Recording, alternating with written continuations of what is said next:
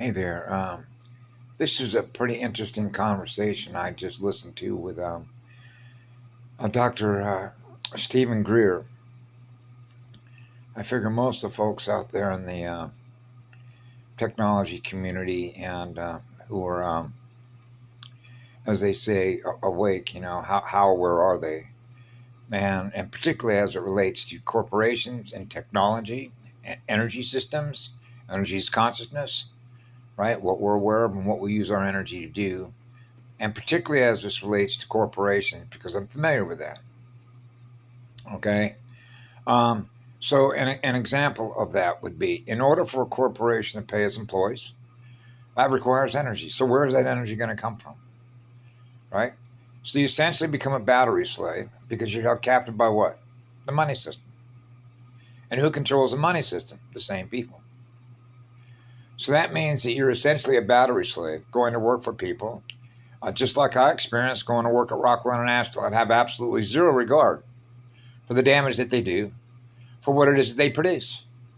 And when you look at what they produce, because we experience it in the future, destroys the very universe we live in. And that's called an inverted state of consciousness. Their mind is inverted. Okay? So when you sort of realize how that mind works and the way that it develops and generates a formation of networked consciousness, that's a networked form of consciousness that is a black hole. Because they're always in a hole. Because they're always chasing electrons. So it needs a source of electrons in order to do what? Use the technology and develop the technologies that they roll out. Okay, so when you look at this from a planetary point of view, with every unit of consciousness that is here experiencing what we're experiencing, you realize that all these corporations that use the energy that they do, okay, on behalf of artificial intelligence, which is a deadlight magnet, means that we're allowing what is dead to destroy us by allowing these corporations to exist, because that's what they are. Now, the way that this relates to another form of consciousness that is coming together as units of energy that are coming together, that are collaborating with each other in order to create a faster network of what we experience in the future, because what we're experiencing in the future is what love is. That means we have a future.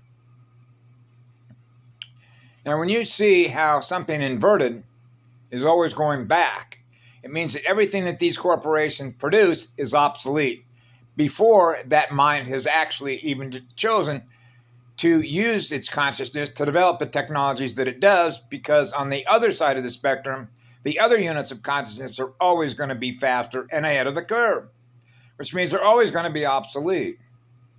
Now, I realize when you sort of run this through a vortex, when you think about time and no time, and when you think about eternity and the eternal spirit of fire, it's pretty easy to see how this works when you're running at the highest rate of speed and intelligence and the slowest rate of speed and intelligence. That's what an inverter is. That's a black hole state of consciousness, which is a corporate state of consciousness. So how do you remove from the memory of, if you will, the universe, that which is seeking to destroy itself by virtue of those units of consciousness that are coming together to accelerate itself, to go in the other direction as an inverter? You see how that works between a planetary system, a galactic system, and a universal template? Now scale that up into the future, and you see where we're at. Which means everything that we were experiencing that I came out in 1951, that was all designed to do what? Information is information. So now we're experiencing the information by what's been introduced into us, which is inverted. So that means that everything that we're being introduced to by everything that they present is not only obsolete, but it's meant to destroy us.